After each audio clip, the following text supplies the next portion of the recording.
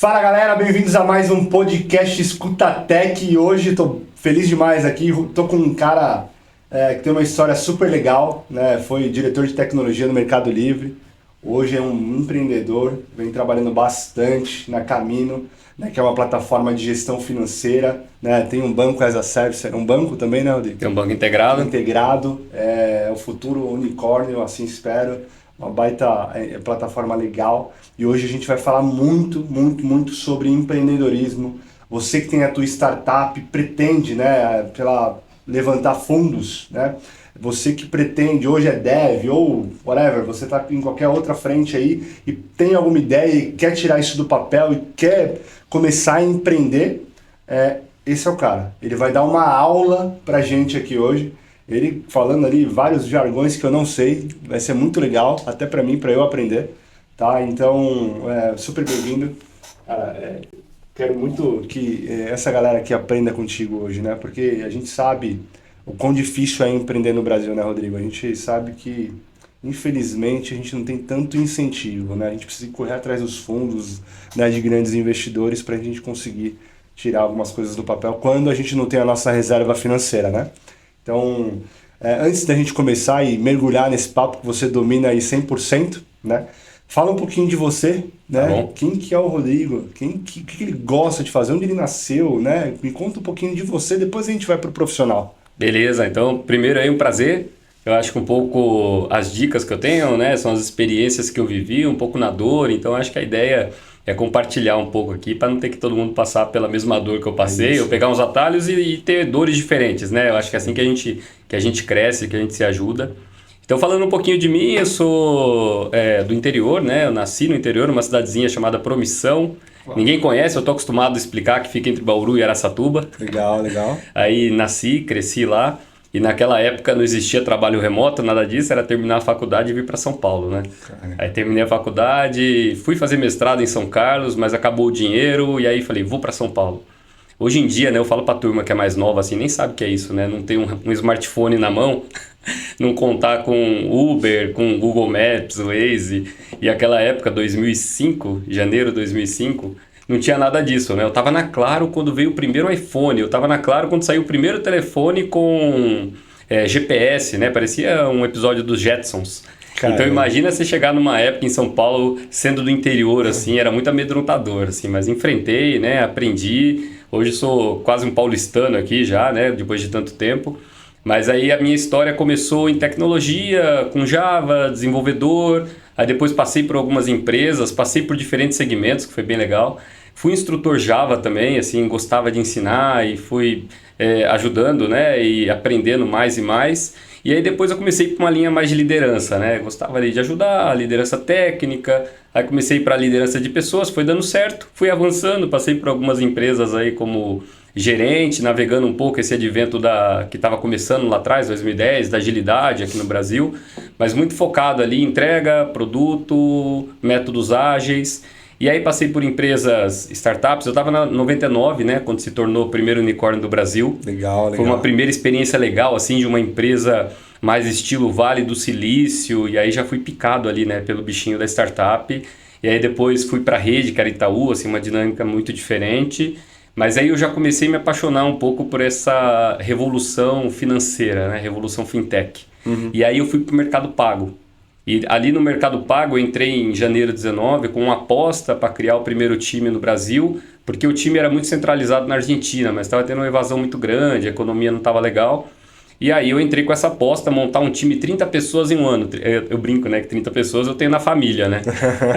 Então em 3 meses já tinha 30 pessoas lá dentro, era praticamente um talent acquisition lá. Caramba. E aí depois de um ano já tinham 100 pessoas, assim, então eu fui meio que um padrinho de muita gente lá, né? Até brincava que eu era vereador lá da minha cidade. Que legal, cara. Mas ajudei a contratar muita gente e depois, em paralelo a tudo isso, minha responsabilidade mesmo, que pagava meu salário lá, era online payments. Então eu era responsável por tudo que era pagamento online na América Latina. Legal. E foi outra experiência incrível, né? Porque eu pude conhecer um pouquinho da realidade dos outros países, Argentina, México, Brasil, comparar assim, um pouco a realidade de fraude. Infelizmente o Brasil é o campeão em fraude, mas o México está colado ali. Né? Eu brinco que o brasileiro é muito criativo. É uma loucura, né? Você tem números? Poxa, não tem, assim, de cabeça não, mas o Brasil, é engraçado, assim, que no Mercado Pago, a gente fazia produto para a Argentina, né? E aí tentava depois cascatear para o Brasil. Aí tomava na cabeça, né? Então, Entendi. a gente até brincava, assim, que a Argentina era treino, o Brasil era jogo. Mas o México também não é muito diferente.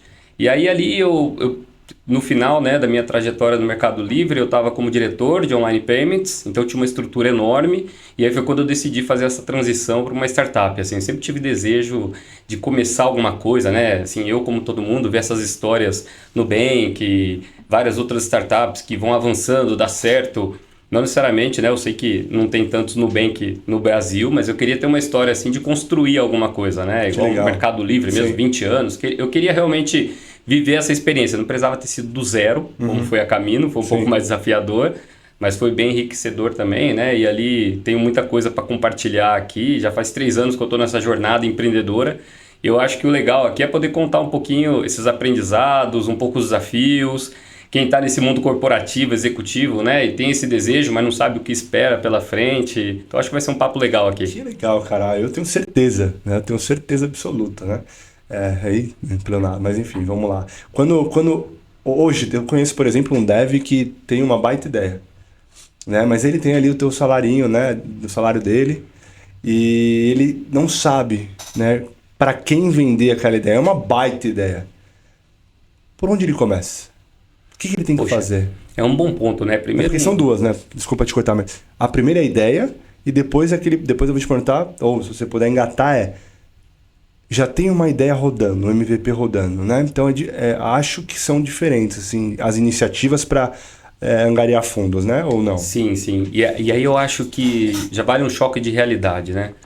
A ideia não ganha jogo. Produto sozinho não ganha jogo. Lógico, tem alguns, né? Tem exceções. O Waze lá com 50 desenvolvedores, enfim, mas não são todas histórias felizes assim. Então, no final, o que você vê é que o que realmente dá certo na maioria é aplicar a ideia, mas é como você conseguir escalar essa ideia, como você conseguir vender essa ideia, operacionalizar. Então é muito desafiador, assim, você com a ideia na sua cabeça e você morre com essa ideia. Eu acho que quantas pessoas já não tiveram ideias e olha para trás, poxa, eu tive essa ideia lá atrás e não executei, né? Sim. Então eu acho que a palavra-chave é a ideia junto com distribuição.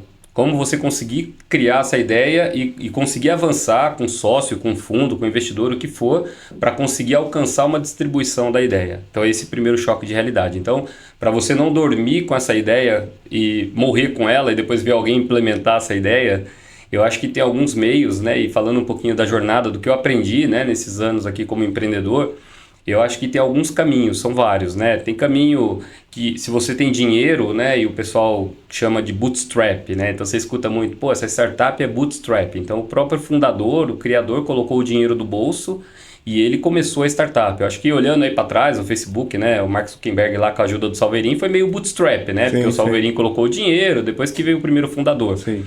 Só que normalmente a gente brasileiro aqui não tem dinheiro para isso, né? Então às vezes você consegue um anjo, você consegue um investidor anjo, que são pessoas que você apresenta a ideia, acredita na ideia, e aí você já tem um primeiro recurso ali para começar a colocar essa ideia para rodar, né? Vocês devem já ter escutado bastante história aí dos fundadores da Brex, né? Que hoje vale 12 bi lá fora. E quando eles criaram aqui a primeira startup, a Pagar.me, conta a lenda, eu acho que é verdade, né? Que o Henrique, ele conseguiu, num pitch de elevador, mostrar a ideia para o Jorge Paulo Lemann. Então não é todo mundo que vai encontrar o Jorge Paulo Lemann no elevador, legal, né? Começa por aí. A oportunidade, né? Que ele tem. Poxa, aí foi esperto, né? É um gênio e tal, e a história é de dar orgulho aí pro Brasil. Mas não precisa ser o Jorge Paulo Lemann, né? Mas se você tiver acesso a um anjo, um investidor que acredita, que compra a ideia, também é um caminho. E aí o outro caminho é você também buscar aceleradoras. Tem uma série de aceleradoras, algumas entram realmente como coach, como apoio sem dinheiro, e algumas outras entram realmente com o dinheiro, né? Que é o caso da Y Combinator. O Y Combinator é tipo vestibular da USP, assim, é difícil. Você tem que apresentar o pitch, mas quando você olha o histórico das empresas que passaram pelo Y Combinator, dá gosto, assim, é um carimbo importante, né? Até para depois uma próxima rodada. Então, você chegar numa próxima rodada e você vê o fundo, olha, poxa, a Y Combinator apostou neles, investiu, então já sabe que você vai seguir uma cartilha de sucesso ali. Então, tem empresas tipo a Airbnb, passou pelo Y Combinator, a própria Brex. Ah, que legal. Então o Y Combinator, o cheque era bem ruinzinho, né? Era $150 mil por 7% da empresa. Aí já faz uns 2 anos, eles tinham colocado muita empresa, assim, tava perdendo um pouco o brilho. Aí eu acho que eles reduziram o tamanho dos bets e o cheque aumentou. Então são $500 mil. Pô, já dá pra, Já ajuda, já né? dá pra começar. É. E aí antes de falar dos próximos estágios, eu acho que tem também uma coisa aqui que eu falo com muita gente, né? É você realmente se dedicar à sua ideia. Porque muita gente, pô, tem a ideia, eu vou fazendo com o braço esquerdo aqui, mas continuo com o meu plano B, que é meu salário, que é meu emprego. Poxa, eu acho que dificilmente decola. Eu acho que para dar certo mesmo, lógico, que mergulhar. né? Tem que mergulhar, tem que ser, não tem que ter plano Skin the B, tem que, é skin the game, é isso aí. Eu até brinco, né, naquele filme do Batman, que tem uma hora que ele tá no poço, e aí, para ele sair do poço, ele tem que ele tem que dar um pulo amarrado numa corda. E ele nunca consegue dar aquele pulo, porque ele tá amarrado na corda. Até que um sábio que estava no poço fala, só teve uma pessoa que saiu do poço sem a corda. Você pula, se errar, morreu. E foi a hora que ele conseguiu pular. Então, para mim, um pouco essa é a analogia. Você tem que entrar para jogar e se não der certo, vai perder. E eu acho que é isso que te faz, né, ter essa fome, essa vontade de fazer dar certo. Então, eu vejo muitos fundadores, monta uma startup, mas cada um está no seu emprego, é part-time. Fala, pô, sucesso, talvez dá certo. Não quero generalizar, né? Mas é diferente da pessoa... A porcentagem é muito baixa, né? É baixa, assim. Aqui já é difícil, né? Se você olhar o ecossistema brasileiro... Até o que a gente estava falando antes, a quantidade de empresas que chegam no Series A, quando você compara com os Estados Unidos, é mínimo, né? O que é Series A? Ah, boa. Então vamos entrar nas próximas rodadas, né? Isso aí. Então, seguindo, a gente falou aí muito de como começar, bootstrap, investidor anjo. E aí, quando você tem a ideia, já pilotando ela, aí começa um estágio de realmente buscar investimento, que é aí pré-seed. Alguns pulam o pré-seed, já vai direto para o seed. Mas o pre-seed, ele é aquele momento de primeiro investimento, né? E aí, nesse pre-seed é quando você consegue trazer eventualmente algum fundo com dinheiro. E o que você tem nesse momento? Uma ideia que eventualmente já está rodando. Tem uma POC, tem um piloto. E aí, esse momento do pre-seed, do seed, é muito fundador, assim, é muito grupo que está fundando a empresa. Eu acho que a gente tem uma questão, né, que solo founder, um fundador sozinho, agora com o advento da AI, você vê algumas empresas solo founder, mas é um piano muito pesado para carregar. Então é muito mais comum, eu acho que os fundos maiores, eles até preferem empresas com mais de um fundador, e aí vem o desafio de encontrar os sócios, né? Depois a gente pode falar disso. Mas aí nessa hora, junto com os fundadores ali, eu acho que é esse o valor que os fundos olham para falar, poxa, eu acredito nessa empresa. Eu acho que esse grupo aí, esses 2 fundadores, esses 3, 4, eu acredito. Eles vão fazer alguma coisa incrível e eu acho que a ideia realmente tem potencial. Legal. Então isso é o pre-seed e o seed. E como que, legal, então no pre-seed, como que eu desenvolvedor que está aqui vendo a gente agora, como que ele encontra empresas para ele participar do pre-seed? Bom ponto, assim, eu acho que sozinho você não vai conseguir. Por isso que esse primeiro passo de conseguir um anjo investidor ali que seja experiente, que já fez isso, que conhece, que tem acesso aos fundos, uma aceleradora, e às vezes a aceleradora você fala, pô, o Y Combinator vai pegar 7%, o Y Combinator é o melhor, né? Mas alguma outra aceleradora que às vezes nem dá dinheiro, mas pensando a longo prazo, eles podem te ajudar... Conexões, lapidar a ideia, preparar para você entrar nessa conversa com os fundos. Então, eu acho que você precisa de ajuda, assim. Difícil você vai conseguir no Google, vai no ChatGPT lá, deixa eu ver aqui. Pô, você vai conseguir os nomes, né? Sim. Mas conseguir acesso, entrar direito e conseguir convencer, eu acho que as aceleradoras e os investidores anjos ajudam muito. Legal. E é bem comum você ver nas rodadas de pre-seed e seed que tem fundo e tem investidores anjo.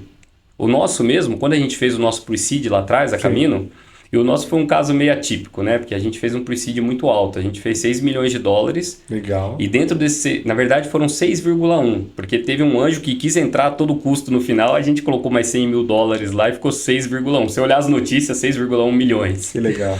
E a gente colocou alguns investidores anjos de propósito, porque são pessoas estratégicas no mercado. Então tem uma pessoa da Mastercard, tem uma pessoa de outra empresa que abre portas pra gente. Então não é só o dinheiro, né? É o acesso, é o coach que essa pessoa vai dar, enfim. Então eu acho que para você que está começando, precisa de ajuda, né? E de novo, a ideia sozinho ela é perecível, ela morre ou alguém vai fazer. Então você precisa transformar essa ideia em distribuição. E se você estiver nesse jogo de startup, é um jogo de crescimento exponencial, é um jogo de rodadas. Logicamente, se você conseguir dar um break-even no meio do caminho... Legal, maravilhoso. Show! Vai te ajudar, inclusive, a conseguir uma próxima rodada. Só que é um dinheiro, né? Esse dinheiro de capital de risco, de venture capital, que se você não pegar, eventualmente o seu concorrente pega. Aí depois ele vai te comprar. Entendi. Então, com o dinheiro no caixa bem administrado, você faz um milagre, né? E tem um esquema de multiplicador, né? É isso aí. Eu tava dando uma olhada, não que eu quero vender, mas eu falei, deixa eu pesquisar, né? Porque a gente tinha conversado, deixa eu entender um pouquinho mais esse mundo aqui. Falei, vender consultoria, aí tem multiplicadores, por exemplo, com uma consultoria como essa, além de, o multiplicador pode chegar em até 5, né? Então, 5 vezes o lucro. Isso aí eu não vou saber explicar no detalhe. Entendi, mas tem coisas do tipo de quanto vale a empresa. Não, o valuation eu conheço um pouco, né? O valuation da empresa é quase uma regra de 3. Então, se você levantou 6 milhões de dólares por 20%, então sua empresa vale 30 milhões de dólares. Legal. Regrinha de 3. Não necessariamente é simples assim, né? Porque às vezes o fundo fala, não, peraí, mas não é assim também, não é 30, né? É 15. E teve muita empresa no boom lá da pandemia que eles fizeram uns valuations lá em cima. Fazia a rodada, agora eu já sou unicórnio, tô valendo 1 bilhão de dólares. Lindo. Só que quando o Venture Capital fechou no inverno das startups, em 2022... esse foi o grande ofensor dos layoffs, né? Porque aí o fundo falou assim, veja bem, seu valuation não é esse. Seu valuation é esse aqui pela metade. Se você quiser fazer uma nova rodada, eu faço. Mas é nesse valuation, nas minhas condições. Aí o fundador falou, não, de jeito nenhum, eu não quero. Então, sucesso, aí o que sobra para ele? Reduzir custo. E aí, demissão, layoff para todo lado, show de horror. Então, foi um momento bem difícil, mas também porque os valuations estavam muito inflados. Entendi. Muito inflado, assim, multiplicar. Isso que você falou de múltiplo, assim, os múltiplos absurdos. Eu acho que a gente voltou no pós-inverno da startup para um cenário mais pé no chão, mais pé no chão, né? E aí, voltando, né? Então, quando você faz uma rodada, seja no pre-seed, no seed, você já dava o valuation. Então, quem investiu já dá o valuation. E aí eu vou falar uma informação interessante aqui. Se vocês pesquisarem no Google, vocês vão ver que o Sequoia Capital, que é um fundo super conhecido, eles colocaram 1 milhão de dólares no Nubank, lá atrás, não sei exatamente qual rodada, se foi no Seed, no Series A. Esse 1 milhão de dólares, ele se tornou 7 bilhões de dólares. Uau! Então a Sequoia Capital acho que pode ter errado todos os outros investimentos, porque... que se pagou, né? Mas de novo, quantos Nubank, né? Quantas empresas você vai conseguir investir aqui para conseguir essa quantidade de múltiplos? Mas esse é o jogo. Sim. Esse é o jogo das startups, esse é o jogo do crescimento exponencial, que todo mundo quer, que todo mundo busca, e quem investe no começo é buscando isso. Só que o próprio nome Venture Capital diz, é capital de risco. É isso aí. Então, deu errado, deu, mas acertei no outro. Então, esse é o jogo. E aí, eu acho que é fazer parte do jogo, né? Legal. Então, nós temos pré-seed, seed... E aí começa Series A, Series B, Series C. E tudo isso, gente, eu tô falando para vocês aqui com uma propriedade rasa do que eu aprendi em 3 anos. Mas já é bastante. Ótimo. Os meus sócios lá, eles são professores. Eles dão aula. Mas aí aqui eu conto muito o que eu aprendi, o que eu vivo. Mas quando você faz um pre-seed, né, e um seed eventualmente, é muito no grupo, no fundador, no potencial da ideia e tudo mais. Um Series A já mudou o jogo. Series A você precisa de métricas. E aí já é realmente um produto rodando. Com cliente, com go-to-market, com GTM, com receita anual, né, o ARR, controle de clientes de saída, o churn controlado. Então você tem que ter essas métricas para mostrar. Já é uma empresa mesmo que mas está rodando. Já é uma empresa. E aí o Series A, eu tenho um produto, o meu go-to-market aplicado está funcionando e agora eu preciso de mais dinheiro para escalar. E aí você sai dessa fase early stage e entra numa fase scale up. Entendi. E aí começa a curva a subir, né? Se você olhar, inclusive, eu pego o Nubank aqui como exemplo, porque é o que todo mundo conhece, né? Mas você pega a própria curva de clientes do Nubank, que eles vivem jogando lá no LinkedIn, você olha que por muitos anos vai meio flat, assim. E de repente, uns 5 anos depois, escala. Então eu não sei dizer em qual series qual que foi, né? Mas é realmente quando chega essa etapa de você captar dinheiro agora para escalar. E aí então o Series A ele já entra nessa pegada, o Series B também para crescer, e aí normalmente quando chega no Series Z, Series F é quando acontece o IPO. E aí é quando a galera, essas empresas vão lá para o mercado, para a Bolsa de Valores de Nova York, Nasdaq, que faz abertura de capital. Mas aí já está já assim, não está mais operando no negativo, ou ainda pode ser que sim? Pode ser. Se você pegar o caso da Uber, quantos anos tem a Uber? A Uber deu o primeiro lucro ano passado.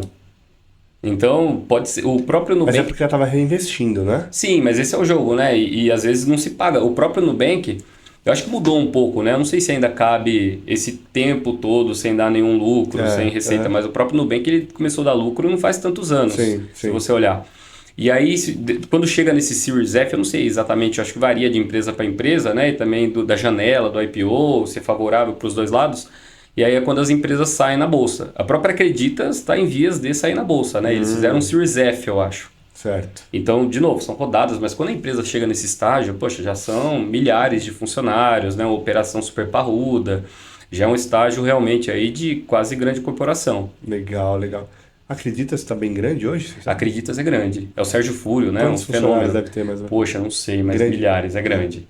E eles estão no estágio ali, se você procurar, tô falando informação que está no Google aí, tá? Se você procurar ali, você vai ver que eles já iam sair com IPO faz um tempo, mas o mercado estava meio ruim, deve estar em vias de sair.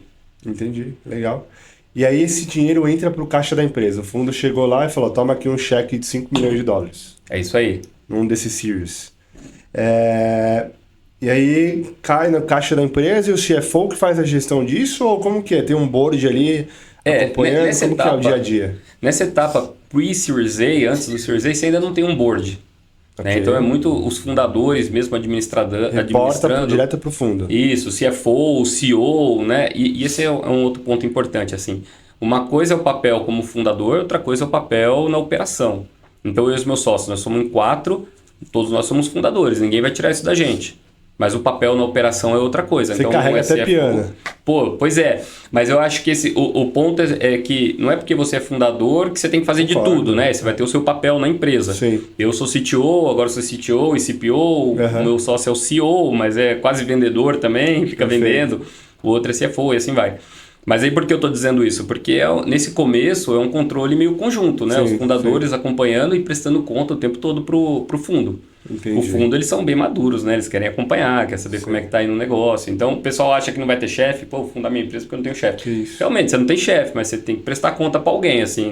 Não é bagunça, né? Que legal, que legal. E no Brasil, você sabe quantos fundos tem brasileiros? Não, né? Deve ter bastante. Não sei de cabeça, assim, mas tem bastante. O Paulo Lema, ele é dono dos maiores, né? Tem também. A filha dele... A filha dele, né? Filha dele tem a Maya Capital. Mas eu não sei se a Maya Capital ela se enquadra como brasileira ou americana. A gente falou com ela lá atrás. Mas os fundos americanos, assim, tem mais. Porque a cultura, o venture capital nos Estados Unidos é muito mais forte. Se você pesquisar, se jogar no Google, quantas empresas no Brasil, startup, chegam ao Series A? Quantas empresas nos Estados Unidos? Você vai ver que é muito mais, porque o mercado lá fomenta mais isso, né? Aqui no Brasil a gente estava até falando, né? Tem uma turma grande agora começando a trabalhar e já indo direto para empreender. Mas eu vi uma notícia que não é porque está mudando a cultura, é porque essa geração não quer mais receber ordem, né? Então ele não quer mais ter chefe. É diferente, né? É diferente, assim. Então, tomara que dê certo, né? Tomara que a gente tenha realmente uma fase aí de muitas empresas, mas eu acho que é o motivo errado. Sim. Então, só tomar esse cuidado aí. Mas é um desafio, assim. E o que a gente estava falando, depois eu posso contar um pouco mais. Eu saí do mundo corporativo, executivo, para ser empreendedor. A palavra da vez, a palavra de ordem é resiliência. Demais. E você, quando é jovem, assim, nada contra, eu já fui jovem, mas você ainda não amadureceu, né? Você precisa criar mais casca viver, tá tudo certo. Tem vários outliers lá nos Estados Unidos que começaram super, super jovens e que no Brasil aqui tem vários também, mas pelos motivos certos, né? Exatamente. E é difícil, né, cara, a gente fazer essa transição, né? Que dica que você dá para aquela galera que quer de fato sair? Assim. Poxa, então, acho que nem para começar e ser bem honesto, não é para todo mundo, né? Eu vivo falando isso com a minha esposa. Fala exatamente isso. A gente já sofreu, a gente sofre junto lá em casa, né? A mulher tem que estar comprada, né, cara? Tem que estar comprada. Se sua esposa não estiver com você ali... E a gente sofreu muito. Minha esposa ainda é dentista, então ela contava com o meu plano de saúde, ela contava com meus benefícios do CLT Premium, né?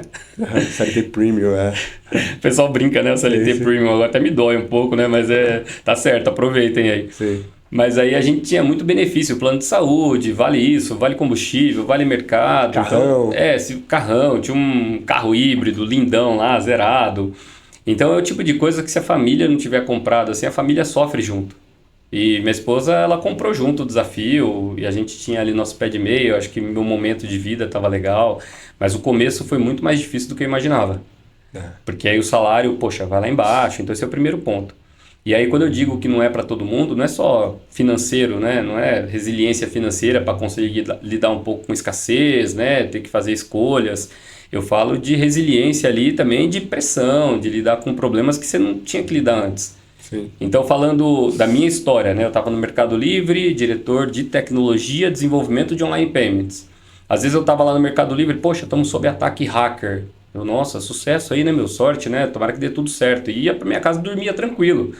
Hoje na Camino, se tiver um ataque hacker ali, Fica ali, cara. eu tenho que ficar ali, capaz, pode até quebrar a empresa, assim, do dia para noite. Então, é outra responsabilidade, né? É outro tipo de cuidado, de controle que você tem que estar aí no detalhe. Então, começa por aí.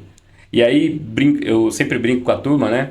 Eu falava isso antes já, que uma vez eu escutei um termo que é Director of Whatever, que tinha uma briga lá numa empresa, e o pessoal falou, mas você trabalha de sênior, de júnior? Aí o pessoal da empresa falou, vocês querem saber? Agora todo mundo é Director of Whatever. E eles colocavam no LinkedIn, por um tempo eu coloquei no LinkedIn. Que legal, também. cara, que legal. E eu já brincava que eu era um Director of Whatever no Mercado Livre, né? Apesar do tamanho do Mercado Livre, pô, fazia de tudo lá, né? Organizava evento, contratava, enfim. Mas aqui não, aqui eu sou um Director of Whatever real, assim. All time. All time, no sentido de comprar máquina, ir no correio despachar máquina. Pô, tô com problema no Windows. Poxa vida, eu já não uso Windows faz 10 anos, eu uso Mac, eu não sei nem como é que é. Deixa eu pesquisar no Google para ajudar essa pessoa. Pô, o fone não tá funcionando. Tudo. Até temas assim extremamente estratégicos de tomada de decisão. Qual que é o parceiro que eu vou escolher aqui a longo prazo? Qual que é a estratégia de tecnologia? Tentar otimizar a infraestrutura, otimizar custo, montar o time, escolher as pessoas. Então, é um range, assim, uma amplitude de atuação que é realmente um Director of Whatever, que tem gente que gosta. Eu gosto, né? Ainda mais você pensando que eu sou dono também do negócio. É gostoso. Mas não é para todo mundo real. Então, você tem que estar disposto a isso. Então, é muito sacrifício financeiro. É muito sacrifício de horas dedicadas, por isso que a família tem que estar bem embarcada, assim, tem que estar bem comprada. E você ter resiliência realmente. Tem que ter resiliência para lidar com essa transição. E o jogo é esse, né? Quando você tem ali... de novo, assim, não quero menosprezar a posição de ninguém, porque eu sei que como executivo de uma empresa, você tem uma pressão de ficar doente ali. Todo mundo trabalha muito, está tudo certo. Mas é uma pressão diferente. E é uma pressão que você realmente vai abrir mão, apostando em algo que na maioria das vezes não dá certo. Acho que esse é o jogo. Acho que mais de 90% não deu certo, né? Pois é, a taxa é muito alta de mortalidade de empresa, né? Ainda mais startup. O tempo todo eu vejo assim, pô, startup fechou. Inclusive eu vi uma notícia recente, um termo novo que eu não conhecia, que é fundadores turistas. Então muita gente igual eu, né, tava ali com o CLT Premium, se aventurou e sofreu pra caramba nesse inverno de startup e acabou voltando pro mercado. Então a maioria já está realocado nos bancos, grandes empresas. E eu entendo, né? Tem gente que eu conheço que realmente voltou, falou, pô, preciso reabastecer meu pé de meia, mas ele já foi picado, né? Em algum momento ele vai voltar para esse mundo empreendedor. E tem gente que traumatizou real, porque eu acho que não era para a pessoa. Então, eu acho que um pouco essa conversa é para abrir os olhos, a pessoa fazer uma reflexão, uma autorreflexão e ver se realmente é para ele, né? Para ela, assim, se faz sentido. Porque é desafiador, ainda mais no Brasil. Com certeza. O que te inspirou a fundar a Camino? Eu fui convidado, né, na verdade. Os meus sócios já se conheciam há algum tempo. Um é americano, tinha criado o Guia Bolso, vendeu o PicPay. O outro espanhol, já tinha feito uma startup grande também na Europa. E os dois eram second time founder. O outro também já tinha feito startup. Eu era o único que nunca tinha entrado numa startup e eles precisavam de uma pessoa de tecnologia, fintech. Eu acho que foram fazendo filtro ali, conhecido, chegaram até mim. Legal. Então eu fui realmente convidado por eles, mas eles brincam assim que eu aceitei muito fácil, né? Eu não hesitei. E aí eu acho que isso responde um pouco sua pergunta, né? Eu acho que essa vontade que eu sempre tive de criar alguma coisa, ser parte dessa construção, né? Realmente viver esse momento de criar alguma coisa, olhar para trás e se orgulhar e certamente, né? E dar certo e resolver a vida financeira lá na frente. Com certeza. Não precisava ter sido do zero, como foi a Camino. Quando eu entrei na Camino não tinha nem CNPJ. Ah, é? A gente só tinha um Era PowerPoint. literalmente uma ideia, né? Pois é, só tinha a ideia, tinha os sócios... E a gente ainda aspirando tentar fazer um pre-seed ali, um pre-seed de 2 milhões de dólares, que já parecia muito na época. Então eu realmente saí do Mercado Livre, não é que eu saí do Mercado Pago ali, meu CLT Premium, tem 6 milhões de dólares. Não tinha nada. Não tinha nada. E a gente tinha sido aprovado no Y Combinator, que é a aceleradora que eu falei. E aí a gente decidiu não aceitar. Eles ficaram bem bravos com a gente, né? Porque eu acho que não é todo mundo que recusa. Mas foi a melhor coisa que a gente fez, né? Porque quando a gente fez essa rodada de 6 milhões que eu comentei, logo em seguida começou o inverno de startups. Então ia ser muito difícil, assim, com um cheque pequeno, a gente ia ter que colocar eventualmente do bolso. E aí eu brinco que a gente passou o inverno de startups agasalhado. E aí a história segue, né? E depois tem vários desafios, assim, do começo, primeiro time, começar o produto, tomar as decisões corretas de tecnologia. Então isso é uma coisa também que te tira um pouco da sua zona de conforto. Você chega numa grande empresa, tá tudo construído, você chega para criticar, pô, essa decisão tá errada, essa aqui tá certa, e você vai lá arrumar, o mato tá alto. Mas aqui é diferente, é começar a plantar semente, né? Escolher a terra, começar a plantar semente, depois cuidar para crescer. E aí tem uma série de coisas que a gente pode explorar mais, que são os erros nesse começo de jornada, né? De fazer escolha errada, criar coisa que não precisa, cair às vezes no capricho de desenvolvedor, assim, de fazer um negócio que não precisava naquele momento e você ainda não tem um produto para vender, para oferecer. Eu passei algumas vezes por isso, é difícil, né? Mas acho que é importante, né? São fases que são importantes a gente passar, porque, pô, eu não vou cometer mais esse erro, né? Eu não vou ter mais esse spend, né, de dinheiro. Durante a tua experiência lá no Mercado Livre como diretor, né? Quais foram os maiores desafios, né, que você enfrentou e superou? Ó, eu acho que, falando de desafio primeiro de time, né? Assim, era muito. O Mercado Livre, quando eu entrei, eu acho que devia ter umas 5.000 pessoas em tecnologia. Quando eu saí tinha 12, agora tem 18 Gigante, mil né, pessoas, cara? é gigante. Então sempre teve essa busca, né? Esse crescimento profissional que era muito difícil contratar. Mas veja bem, né? Você contratar no Mercado Livre, que tem um escritório incrível, que você olha desempenho trimestre atrás de trimestre, é muito mais fácil você contratar dessa forma. Então era um desafio, mas quando eu olho para trás agora, poxa, nada comparado com você contratar alguém numa startup no inverno de Sim. startups. Mas era o desafio da época, assim, sempre foi, né? Montar o time correto, eu acho que é o desafio para todo mundo. O outro desafio era entrega na velocidade do Banco Central, na velocidade dos concorrentes, né? E sempre estar um passo à frente. Então eu vivi no Mercado Pago o lançamento do Open Finance, o lançamento do Pix, o lançamento do Corona Voucher. Quem lembra do Corona Voucher? Quando eles inventaram aquele Voucher. cartão pré... Não, era um cartão da Elo, bandeira Elo, que tinha um CVV dinâmico e ninguém conhecia esse cartão. E quem saísse primeiro lá, acho que navegou assim, um crescimento de quantidade de usuários gigantesca, porque o usuário ele não queria esperar o dinheiro no caixa tem, ele já poderia migrar para as contas digitais. Uau. E o Mercado Pago nós fomos o primeiro a sair. Se não foi o primeiro, foi junto ali com os primeiros. Então teve um boom de usuários. Tem histórias colocar no Google, né? Falando sobre isso. Então você conseguir acompanhar essa velocidade do business, do Banco Central, assim, é muito difícil. Esse é um desafio grande. Caramba, cara, que legal. E você sente falta? Poxa, eu sinto Não falta... da empresa em si, mas... Eu posso afirmar aqui, né, que o Mercado Livre foi de longe assim, a melhor empresa que eu já trabalhei em termos de cultura, de entrega, sabe? Era uma empresa gigantesca, mas tinha um pouco ainda essa cultura de startup. Então eu sinto falta nesse sentido, assim, um pouco, vou falar aqui, é injusto, né, mas um pouco essa zona de conforto, que não era confortável, né, porque era uma pressão, Sim, muita gente sim. tinha burnout e tal. Mas tinha o certo, né? Que ia pingar ali todo mês. Mas eu tinha meu escopo bem definido ali, era Perfeito. aquilo. Redondinho, né? Não era tanta surpresa. Então, às vezes, dá um pouco de saudade disso. Mas, ao mesmo tempo, assim, essa adrenalina, essa aventura que eu vivo hoje, assim, também é divertido, né? E, de novo, eu acho que é pra mim. Eu sempre tive essa coceira, essa vontade, né? Inquieto. Mas aí, repito aqui, assim, tem que ver se Não é você pra tá todo disposto, mundo. não é pra todo mundo. Eu confesso que eu sofro um pouquinho, cara, porque eu também estava, né, na cadeira executiva de uma multinacional e falei, cara, eu vou literalmente focar na consultoria. Eu sempre tive esse pezinho no empreendedorismo, né? Alocando recurso, e vai pegando um projeto e outro, enfim. Mas hoje, aqui com a galera que nós temos, é difícil, né? Porque você pensa, puta, se o fornecedor não pagar, eu vou ter que pegar dinheiro para fazer isso, eu vou pagar o funcionário, tem que pagar isso, tem que pagar. Hoje, acompanhar se pagou vale-refeição, vale-transporte. Cara, é uma loucura, assim, né? E você sempre com aquele frio na barriga. Puta, eu preciso trazer mais X clientes para ficar um pouco mais tranquilo, para conseguir investir mais na área comercial. Então, é totalmente diferente, né? Então, você acha que você vai trabalhar menos? De fato, você faz de tudo. Muito mais, né, cara? Muito mais, cara, porque, sei lá, acabou papel higiênico aqui, eu quero comprar eu vou lá comprar papel higiênico. Sabe assim, acredite se quiser, literalmente tudo, né? E eu me orgulho muito por isso, assim. Então, se você tem o que o Rodrigo comentou, galera, assim, de verdade, você vá, aceite, mas vai de cabeça aberta, né, Rodrigo? Vai preparado. Vai preparado, exato. Pois é. Porque não vai ser fácil. E uma coisa até que eu brinco assim, né? Eu acho que se eu voltasse no tempo, isso não existe, né? Mas se eu voltasse no tempo com a cabeça que eu tenho hoje, com a experiência que eu adquiri numa startup, eu faria muita coisa diferente numa grande empresa. Que eu lembro no Mercado Livre, assim, que o pessoal chegava, poxa, preciso entregar isso aqui. E a desculpa era muito simples, assim, preciso de mais gente, preciso de mais time. Era muito cômodo, né? Você jogar isso na mesa, assim, não, o meu time, tô limitado. E hoje na startup não tem essa, você tem que fazer, você vai ter que escolher, e é o time que você tem. Você não vai ter mais pessoas, não vai ter mais gente, você tem que ter as pessoas certas. Então eu lembro também muitas vezes, né? Você estava lá com o time, algumas pessoas estavam desempenhando mal, incomodando quem estava desempenhando bem.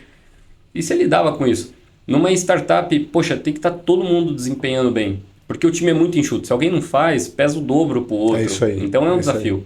E aí você contratar alguém também para trabalhar num ritmo desse, nessa adrenalina, é a mesma coisa. Não é para todo mundo.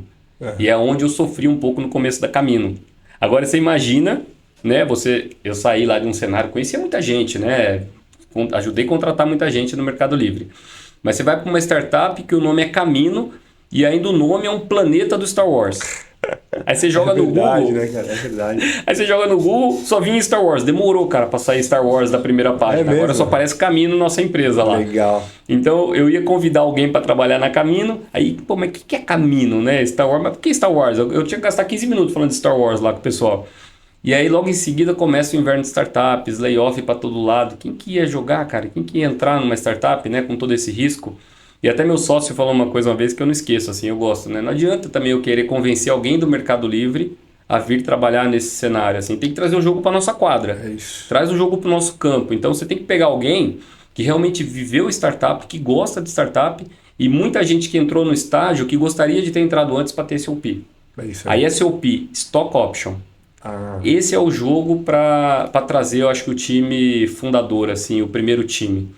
Então, normalmente, né, quando você faz essas rodadas, você separa um pedaço das ações da empresa para fazer, para poder presentear, para poder completar ali a remuneração da galera, assim, você dá ações. Então, por isso que é Stock Options, é o pool, né? Então, a gente normalmente separa 10%. Ah, é 10%. 10% da empresa, então eu tenho minha porcentagem, meus sócios têm as porcentagens deles e 10% dedicado para SOP, Stock Option. Okay. E aí o que a gente faz para essa turma que chega lá nos primeiros meses, eu falo, eu te dou X mil ações. X mil ações. Só que fazendo de novo o paralelo do Nubank. Essa X, igual a Sequoia Capital, né, de 1 milhão para 7 bi. Então as suas ações agora, sua fatia que parece nada, ela pode multiplicar, se for para unicórnio, 30 vezes, pelo menos. Então essa é a aposta. E tem muita gente que entrou numa startup já no estágio que não conseguiu receber isso e viu gente receber, se dando bem. Então, da mesma forma que os fundadores, esse time fundador ele também entra na aposta. Então foi a forma, né, era a nossa arma secreta de conseguir contratar gente, e gente boa. Então eu não conseguia fazer um salário que superasse ou que competisse direto com o Nubank, com o Mercado Livre, mas eu conseguia completar ali com o SOP e realmente a possibilidade dessa pessoa faturar junto com todo mundo e resolver a vida financeira lá na frente. Legal, legal. E a galera hoje é CLT, PJ, como que é? Pois é, no começo era todo mundo PJ, né? Depois eu acho que o Ministério do Trabalho começou a apertar um pouquinho mais, né? Com esse esquema de PJ, aí a gente converteu todo mundo para CLT. Legal. Então tem muita empresa que eu vejo fazer essa movimentação mais perto ali do Series A. Certo. Né? Algumas já começam todo mundo com CLT. Eu acho que depende muito da quantidade de pessoas, qual que é o cargo da pessoa. Acho que um cargo de liderança talvez faça mais sentido. Mas hoje praticamente todo mundo é CLT lá na Camino, só alguns líderes que não, que tem também um pacote diferente. Legal. Mas a turma que entrou lá no comecinho, todos eles são sócios, assim, tem SOP. Que legal. Então com a gente na aposta ali, der certo, vai todo mundo pra praia no final, aí, viver de renda. Show de bola. Como que você promove a cultura de inovação no teu time, nas equipes que você lidera?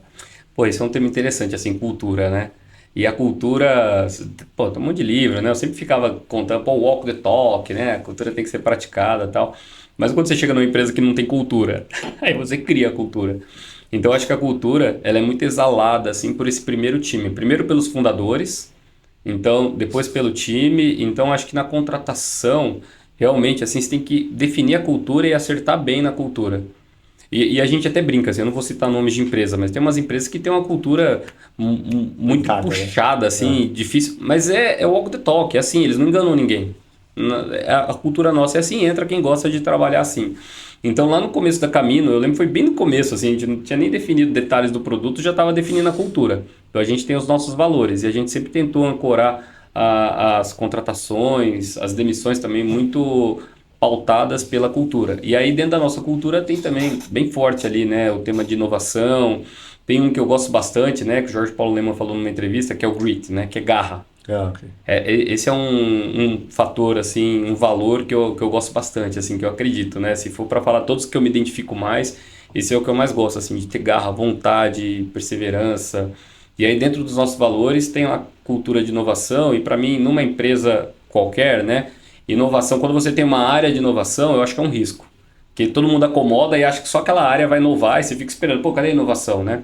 Então eu acho que a inovação tem que ser da empresa inteira, de todas as áreas. E ainda mais numa startup, eu acho que a inovação assim, ela tem que estar inerente em todas as áreas, em todas as pessoas, todo mundo, e eu acho que essa é a parte legal da startup, assim, tem muito espaço e muito acesso para testar, para realmente provocar, Isso é e muito legal, né, é bem cara? legal. E Isso você é tem muito... acesso a todo mundo, né? Imagina quantas empresas você tinha acesso ao CEO, ao time fundador, aos líderes.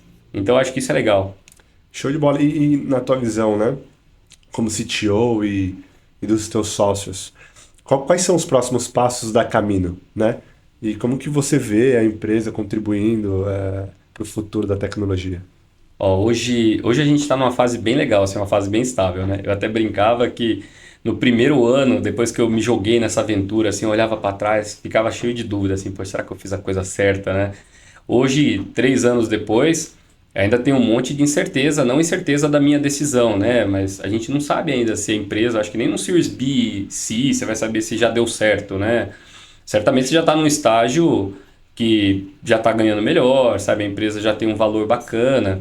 Mas eu acho que a única certeza é que a gente vai ter incerteza, É isso. né? Começa por aí. Mas hoje a gente está num estágio, acho que bem legal, assim, um estágio mais estável. É um estágio, logicamente, né, uma pressão muito forte por crescimento, mas agora a gente já tem um produto melhor, a gente conseguiu criar uma cultura ali, um pouco de metodologia, porque era um go horse danado no começo ali, né? Fazendo. E eu acho que é natural, né? Porque você passa por uma fase que é meio uma cultura de venda. Você precisa fazer o que o cliente precisa, o cliente pede, para você colocar cliente para dentro da base, para você conhecer o cliente e modelar o futuro do produto. Aí depois dessa fase você precisa pôr um pouco de ordem, né? Então a gente já chegou aqui num pouco de ordem, mas também eu acho que não pode ser ordem absoluta, né? Porque se chegar um momento numa startup early stage que a metodologia venceu, eu acho que a empresa É isso perdeu. aí. É isso aí. Então, próximos passos nossos é realmente manter ali o nosso ritmo, né, para acompanhar o nosso business plan. A gente tem uma rodada pela frente, né, que a gente está apostando bastante aí, eu acho que vai ser bem legal. E aí, depois disso, continuar o jogo de crescimento exponencial. Né? A gente não está num jogo de M&A, a gente não entrou para vender, a gente realmente gostaria de ser unicórnio, ser um dos unicórnios Ser uma brasileiros. plataforma conhecida, enfim. É isso aí, tem vários concorrentes hoje que têm um posicionamento muito bom, né? A gente não faz tudo que um TOTUS faz, né? Com SAP faz, mas o que a gente faz, a gente se propõe a ser melhor. A OMI é uma concorrente de vocês? A OMI é, assim, um pouco diferente, porque eles estão apontando para um segmento diferente. O nosso segmento de clientes, ele é um pouco mais mid-size, e eles pegam um range um pouquinho maior, assim, começando até no small. Mas de certa forma, a gente troca alguns clientes lá. Tem clientes que saem da Camino e vai para a Omie, da Omie para E assim, Camino. né? E eles estão um passo na nossa frente, né? A Omie já tem mais tempo aí. 11 anos, né? O O conselheiro da OMI veio aqui. Foi Legal. bem legal também. Show de bola. E quais são os conselhos que você dá para os empreendedores, né? Assim, hoje, eu comecei todo o meu negócio, né? Tô aqui nos meus primeiros 6 meses. Quais são os conselhos que você Poxa, dá, vamos lá, cara? hein? Essa aqui eu acho que é importante, hein, galera? Presta atenção agora, hein? É o seguinte, né? Eu acho que, primeira coisa, se você, igual eu, veio de um mundo totalmente diferente, corporativo, esquece, né? Joga muita coisa fora aí, deixa de lado, né? Guarda na gaveta, você recupera ali no momento adequado. Várias reuniões assim que eu participava, o pessoal perguntava, pô, mas como é que você fazia no Mercado Livre? Eu falei, poxa, eu não vou nem falar, cara, porque assim, o Mercado Livre tem 15 mil desenvolvedores, a gente tem 3, né? Então não dá para replicar muita coisa. Às vezes a pessoa chegava, pô, mas lá na Amazon a gente fazia assim, fazia assado, poxa, bacana. Então acho que a primeira coisa é entender bem como que deve ser o modus operandi ali do early stage, do começo da empresa. Eu acho que a segunda coisa, para você, pessoal, é deixa o ego em casa, sabe? Ego, zero ego, assim, realmente coração aberto para fazer o que tiver que fazer, realmente tentar estar a par de tudo, acompanhar tudo e das decisões. E aí entra a terceira parte, né? Muito cuidado com as decisões, assim, pensar em decisão que eventualmente seja por curto prazo, mas que ela escale por longo prazo. Então, eu acho que principalmente como CTO, na tomada de decisão ali de escolha de tecnologia, escolha de nuvem, escolha de linguagem, escolha da solução, eu acho que eu caí um pouco no capricho de alguns desenvolvedores, aí nada contra, mas o dinheiro da startup é limitado, né? Você queimou o dinheiro ali, acabou a vida. Sim.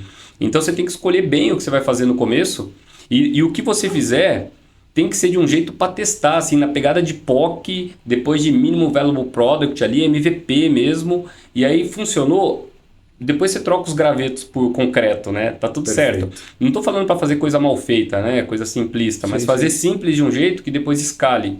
E que você teste, e que se não der certo, que se precisar jogar fora, você tem zero apego, porque você não gastou nada. Então, no começo, por sorte, né, o que a gente fez ali, eu acho que a gente demorou para fazer, a gente manteve, a gente usou, mas se eu tivesse que jogar fora, ia me doer muito o coração, assim, porque a gente investiu muita grana, muito tempo. Então, acho que esse é o principal conselho que eu dou para muita gente que está começando uma startup. Às vezes alguém chega, pô, consegui os recursos, já contratei uma consultoria para fazer um aplicativo. Falei, cara, pera, mas não parte para o aplicativo ainda, testa a ideia, vai para campo, pega uma ferramenta no code qualquer aí, faz qualquer coisa, testa, vê se tem apelo, vê se funciona, aí depois você vai para um investimento mais profundo. Imagina, você faz um aplicativo e ainda ele falou assim, vou fazer um aplicativo, vai ficar pronto em 8 meses. Eu falei, meu Deus, o que você vai fazer nesses 8 meses? Então são coisas que parecem meio básicas hoje, né? Mas que a gente fica mal acostumado de um ritmo de trabalho de grandes empresas, né? Que às vezes você realmente, poxa, 3 meses eu entrego isso. Então tem que ser mais experimentação e depois você vai escalando, você vai deixando o produto mais robusto para aquilo que tiver apelo. E aí, só deixando um exemplo, eu acho que o Mercado Livre, a UOL, eles fazem isso muito bem, né? Se você olhar a própria PagSeguro, a UOL, poxa, tinha um monte de frentes lá, né? E PagSeguro, a maquininha foi uma das apostas. Deu certo, aí sim você mete ficha, aí você coloca dinheiro. O Mercado Pago, a mesma coisa, teve várias coisas lá, fizeram até RP interno, não foi para frente, tá tudo certo, mas o Mercado Pago virou praticamente um banco independente lá dentro. Mercado Envios, que era só para resolver um tema do correio, virou também um braço, só falta oferecer para fora. É verdade. Então, acho que pegar um pouco esse sentimento assim de fazer, testar apelo, funcionar e onde estiver dando certo, acelera e desapego com as ideias. Não deu certo, tá tudo bem. É isso aí, não espera os 8 meses para desenvolver alguma coisa. Não precisa. Não precisa. Legal. Esse é um dos maiores erros, na verdade, né? Poxa, pra mim eu acho que foi, viu? Eu não me arrependo tanto porque, como eu disse, não precisei jogar fora. Sim. Mas hoje eu testaria muito, ainda mais agora com AI. Cara, você consegue fazer muita coisa combinando uma série de ferramentas e testando, testa rápido. E hoje eu já tenho bastante cliente na base, né? Então eu consigo inclusive fazer testes assim com alguns clientes, separa os clientes que são ali mais early adopter. Enquanto você não tem cliente, você vai testar para sua base inteira. Mas é isso, assim, é teste, repetição e escala para o que está dando certo. E hoje vocês estão rodando em que cloud lá hoje? Quais são as stacks de vocês? Então agora o Google e a AWS vai me matar, mas eu vou dar uma dica importante aqui.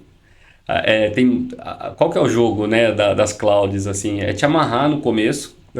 Te dá aquele incentivo? Ele te dá aquele incentivo.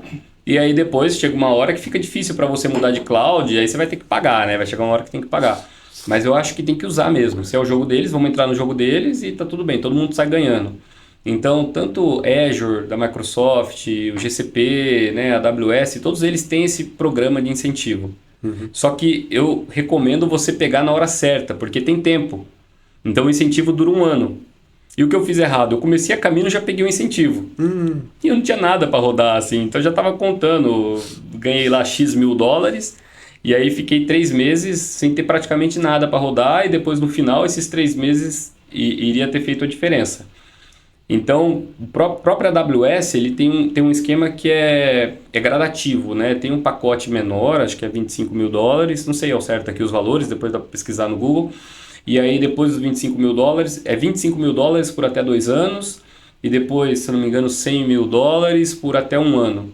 Poxa, isso aí já te dá um fôlego de custo com infra para você testar o produto, chegar numa fase aí de captar um dinheiro e não ter que passar tanto aperto com E você infra. pegou lá no começo e... Peguei antes da hora, e aí qual foi o meu problema? Eu peguei na AWS já o de 100. E se você pegar o de 100, você não pode pegar o de 25. Então, se alguém me explicasse lá atrás, eu pegaria US$ 25.000 por um tempo X.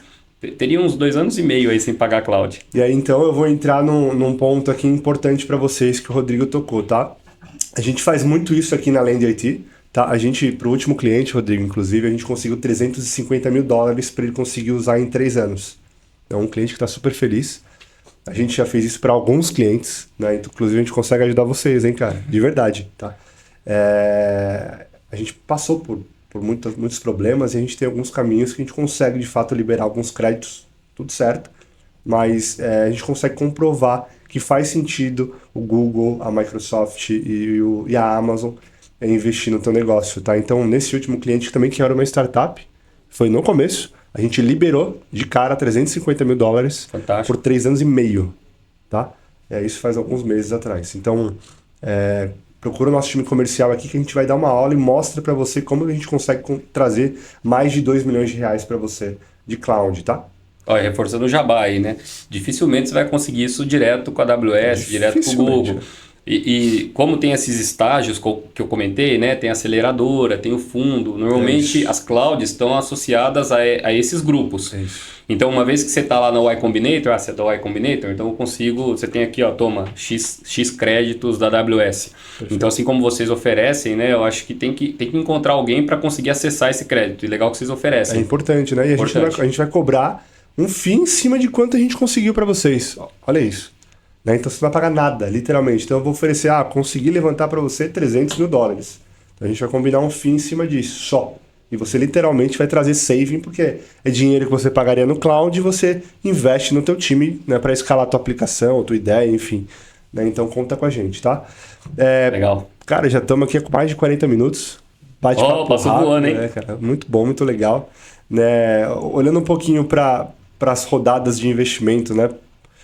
Por onde que a gente falou, né, que os desenvolvedores, que essa galera deve começar a pedir dinheiro. Então foi pré-seed, seed, Series Zero? Não. Series A, B, C, D, aí vai. São quantos?